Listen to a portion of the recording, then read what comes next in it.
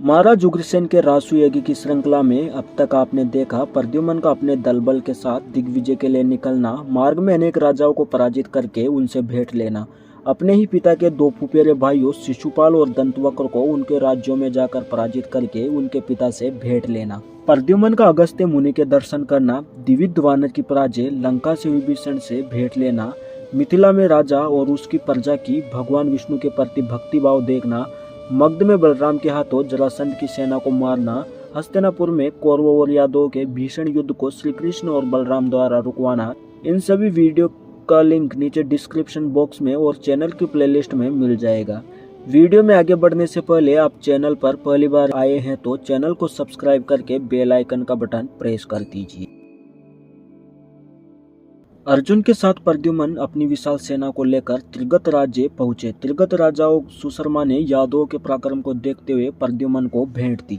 मत्स्य देश के राजा विराट से पूजित होकर प्रद्युम्न ने सरस्वती नदी में स्नान करके कुरुक्षेत्र तीर्थ का दर्शन किया। फिर प्रतुदक, बिंदु सरोवर, त्रितकूप और सुदर्शन आदि तीर्थों में होते हुए वहां अनेक प्रकार के दान देकर वे आगे बढ़ गए। कौशाम्बी नगरी में पहुंचने पर सारस्वत प्रदेश के राजा कुशाम्ब ने प्रद्युम्न को भेंट नहीं दी।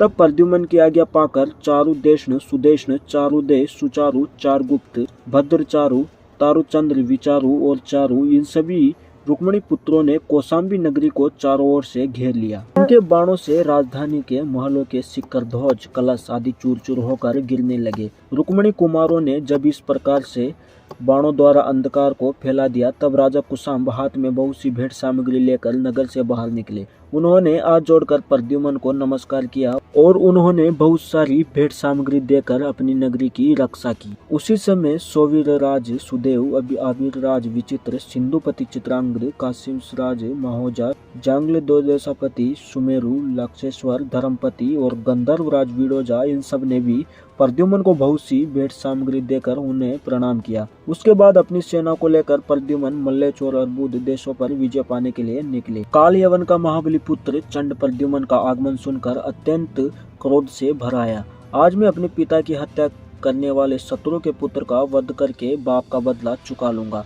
मन ही मन विचार करके उसने 10 करोड़ मल्लेचों की सेना लिए गजराज पर आरूढ़ हो आंखें लाल करके वो महात्मा प्रद्युम्न के सामने निकला। चंड की प्रेरणा से तीखे बाणों की वर्षा करने वाली उस विशाल सेना को आई देख प्रद्युम्न अपने सैनिकों से बोले, जो शत्रु सेना का संहार करके चंड का मस्तक काट कर यहाँ ला देगा, उस वीर को मैं अपनी सेना का सेनापति बनाऊंगा। प्रद्युम्न की बात सुनकर गांडीवधारी अर्जुन ने धनुष की टंकार करते हुए अकेले ही शत्रु की सेना में प्रवेश किया। अर्जुन ने अपने गांडीव धनुष से छूटे हुए तीरों द्वारा सामने खड़े हुए वीरों, रथों, हाथियों और घोड़ों के दो दो टुकड़े कर डाले। हाथों में शक्ति का खड़ग तथा दृष्टि लिए कितने ही शत्रु सैनिक भुजाएं काट जाने के कारण पृथ्वी पर गिर पड़े। कितने ही कवचधारी वीरों के पैर कट गए। हाथी युद्ध भूमि में इधर उधर भागने लगे। वे अपनी सूंडों से दूसरे हाथियों को भी गिराते हुए भाग चले।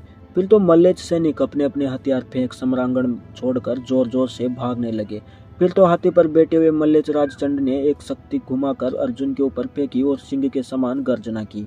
अर्जुन ने विद्युत के समान अपने ऊपर आती हुई उस शक्ति को बाणों द्वारा खेल खेल में ही 100 टुकड़े कर डाले। चंड क्रोध से भरकर जब तक धनुष उठा था, उससे पहले अर्जुन ने एक बाण मारकर उसके उस धनुष को काट दिया।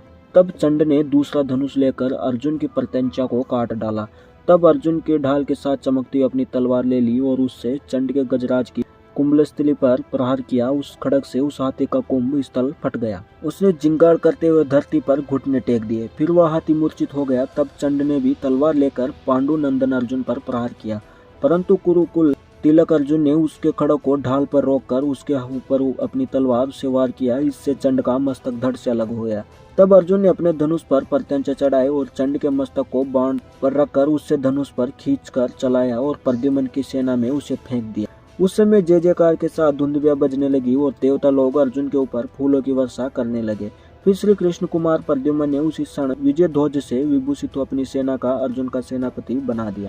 चंडी की पराजय होते देख अबोल्तदादिस ने प्रद्युम्न की शरण ली। उसने डरते हुए हाथ जोड़कर नमस्कार किया और उन्हें भेंट अर्पित की। मोरंग के राजा मंदास ने भयभीत होकर प्रद्युम्न को 10 लाख घोड़े देकर नमस्कार किया। इस प्रकार भरतखंड पर विजय प्राप्त करके श्री कृष्ण कुमार ने हिमालय को दक्षिण दिशा में करके पूर्वोत्तर दिशा की ओर प्रस्थान किया, जहाँ उनका सामना होता है महादेव के भक्त और अपने पिता के शत्रु से। आखिर कौन था ये महादेव का भक्त जो भगवान श्री कृष्ण का शत्रु था? यादवों के अपने राज्य में आने पर इसने क्या किया, इसका वर्णन हम आगे की वीडियो में करेंगे।